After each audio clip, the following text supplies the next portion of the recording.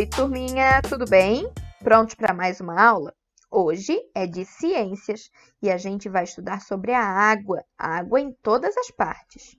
Até porque nós vivemos num planeta que 70% da sua superfície é de água e apenas 30% é de substância sólida, que é o que a gente conhece por continentes. E por isso, às vezes, ele é chamado até de planeta azul. A terra e a água. A gente vai ver que 97% da água é de oceanos e apenas 3% é de água doce, já que vocês sabem que nos oceanos a água é salgada. Só que, desses 3% que a gente tem de água doce, 2% está congelado lá nas geleiras, nos polos do nosso planeta. E apenas 1% é de água doce acessível, que a gente consegue consumir. Dessa água que a gente consome, a gente vai entender que 69% é utilizada na agricultura e também na pecuária, principalmente nas irrigações. 22% é utilizado nas indústrias, para resfriar as máquinas, para lavar os equipamentos e até as peças que estão sendo produzidas. E somente 9% é de consumo humano, para a gente beber, tomar banho, lavar a louça, a roupa e outras coisas mais que a gente faz com a água. A água pode aparecer de várias formas, porque ela é feita de moléculas, que são essas bolinhas que vocês estão vendo mexer aí, formada por gases, que são oxigênio e hidrogênio. Ela não tem um formato fixo porque ela fica se movimentando. Então, se ela estiver dentro de um copo, ela vai pegar o formato deste copo. Se ela estiver numa garrafa, pega o formato da garrafa e assim por diante. Mas apresenta várias formas de movimento e não apenas um. Quando ela está no estado sólido, que é o gelo ou congelada, tem pouquíssimo movimento, as moléculas ficam muito grudadinhas umas das outras e não querem se movimentar muito. Igual a gente quando está com frio, sabe, que fica mais encolhidinho? Isso também acontece com elas. Já no estado líquido, ela fica um pouco mais afastada e se movimenta um pouco mais também. O estado gasoso apresenta muito movimento e às vezes fica tão longe umas das outras que a gente nem consegue perceber a fumacinha que está ali. A gente consegue olhar bem e ver a diferença dos movimentos aqui.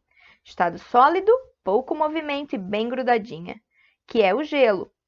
Líquido, um pouco mais de movimento, é a água que a gente bebe, lava a mão.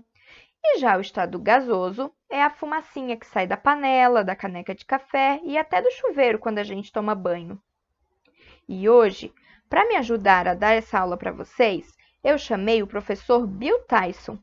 A gente vai conhecê-lo e em outras aulas é bem possível que ele apareça novamente para nos dar algumas explicações. Vamos ver quem é ele?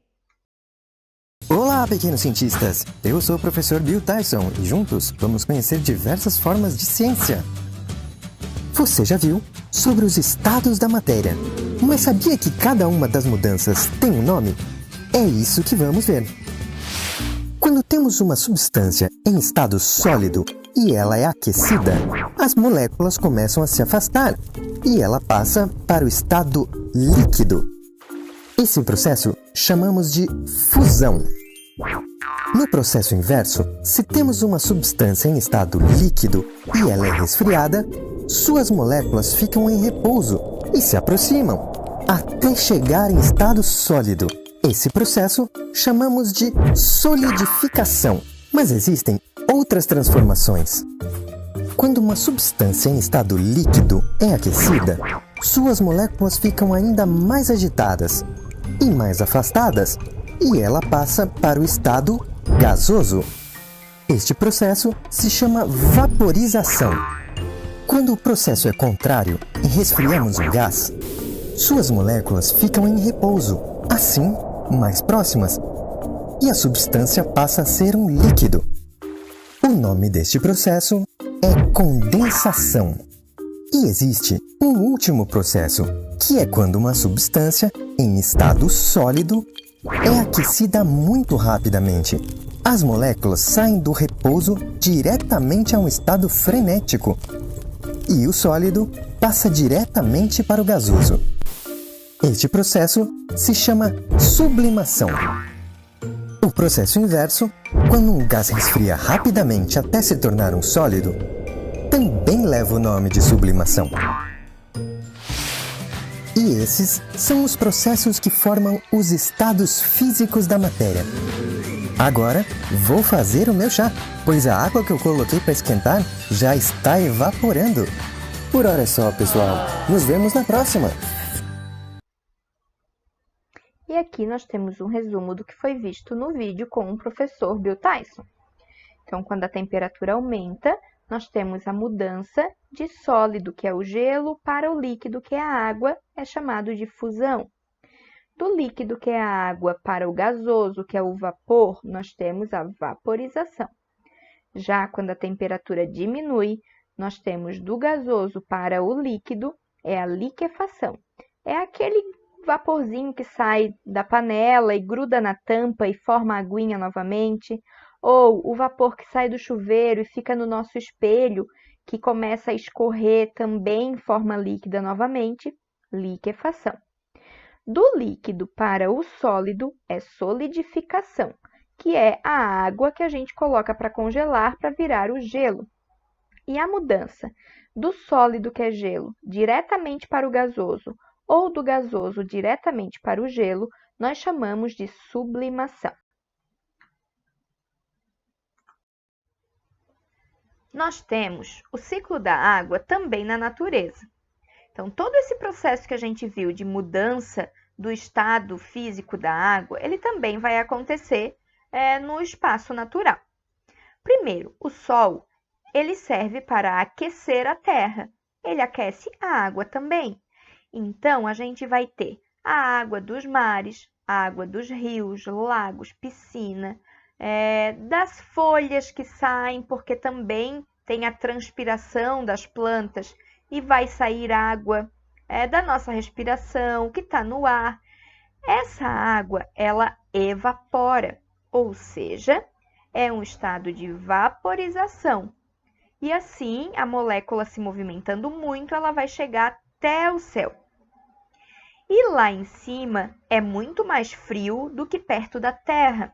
Sendo assim, quando a água chega num local mais frio, ela vai transformando a nuvem, que é a condensação, ou seja, esse gás se condensa, as moléculas ficam bem juntinhas umas das outras e formam líquido novamente. Quando essa nuvem é condensada, ela fica pesada de tanta água que vai acumulando nela, acontece a precipitação, que é a queda dessa água, é o que a gente chama de chuva. E com a chuva, a água vai cair na terra novamente. Ela cai nos oceanos, nos rios, nos lagos, e o que cai na terra, no solo, ela é infiltrada. Então, nós temos o processo de infiltração. E assim, a gente tem um acúmulo de água embaixo do solo, que pode formar os lençóis freáticos, e as águas que caem nos rios, elas vão também sendo acumuladas nos oceanos. Então, a gente tem o armazenamento dessa água, tanto nos oceanos quanto embaixo da terra. E há também os rios voadores. O que são esses rios voadores? Com o aquecimento solar do oceano, vai haver uma vaporização. Essa vaporização vai formar a nuvem, porque tem a condensação. Os ventos que vêm sobre a Amazônia levam essas nuvens e como lá é aquecido e tem muita evaporação das folhas das árvores, acaba chovendo muito mais. Quando chove, a água fica acumulada nos rios. Mas, como é muito calor, acontece novamente a evaporação em cima da floresta amazônica. Os ventos vão bater nessas nuvens e vão levá-las para outros lugares do nosso continente, não só do Brasil, mas em toda a parte da América do Sul. E faz chover em outras áreas. Por isso que é chamado de rio voador, porque são águas dos rios amazônicos que vão ser levados pelo céu, pelas nuvens, para as outras áreas do nosso continente, ou, melhor dizendo, da parte sul dele, da América do Sul. E falamos então da infiltração da água no solo, porque, como eu falei antes, no ciclo da água, ela cai no solo, e quando ela cai, ela vai passar pelo solo, que é o que a gente conhece, o barro que a gente consegue plantar, depois por rocha permeável. Permeável é o que deixa a água passar, para chegar na camada aquífera, que é a camada que guarda a água. E nós vamos ter a rocha impermeável, que é a pedra, a rocha que não deixa a água passar. Dessa forma, a água fica guardada nos lençóis freáticos ou na parte do subsolo, que é abaixo do solo. E isso também pode nos ajudar a ter água potável por mais tempo. Só que quando ela está muito abaixo, esse nível da água, a gente não consegue perfurar e chegar nela. O que nos faz ter um pouco menos dessa água doce também, ok? Mas as águas dos lençóis freáticos a gente costuma utilizar bastante.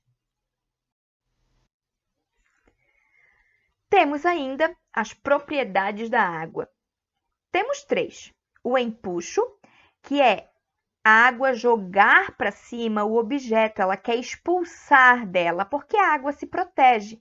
Então, as moléculas se movimentam tentando expulsar esse objeto que mergulha dentro dela. E assim ela tem o empuxo, que é a força que é jogada para cima, é exercida para cima. É o que nos faz flutuar ou alguns objetos flutuarem nela. A solubilidade, que é fazer com que a grande maioria dos componentes ou das substâncias que existem seja dissolvida em água, como o açúcar, o sal. A gente consegue ver que ele vai desaparecendo quando a gente coloca na água. Muitos se dissolvem. Alguns não se misturam, mas isso é bem raro acontecer. E por último, das 3 propriedades, nós temos a tensão superficial, aquela que a gente já viu lá no nosso desafio dos feijões, lembram?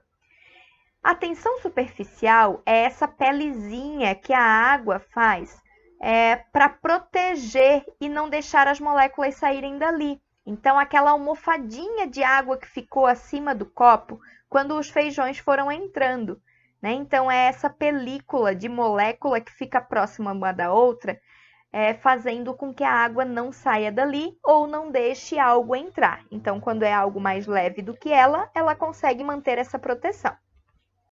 E, para finalizar, vou pedir para que vocês façam a leitura das páginas 46 até 52 e realizar as atividades das páginas 52, 53 e 54.